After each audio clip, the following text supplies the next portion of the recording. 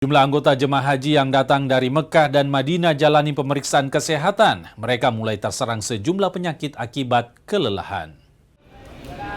Petugas kesehatan mendatangi sejumlah kamar jemaah haji di Mekah. Petugas lakukan pengecekan kondisi kesehatan jemaah haji usai lakukan perjalanan dari Madinah ke Mekah dan melakukan umrah wajib di Masjidil Haram. Petugas menemukan jemaah yang terserang batuk, pilek akibat kelelahan. Ada juga jemaah yang mengalami kenaikan tekanan darah karena terlalu banyak beraktivitas.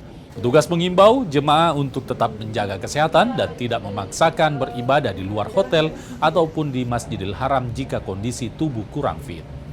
Rata-rata keluhan jemaah kebanyakan untuk kasus yang paling banyak itu pasien jemaah mengeluhkan sakit batuk pilek, sakit tenggorokan, dan banyak juga yang kita lakukan pemeriksaan terdapat kenaikan darah, hipertensi.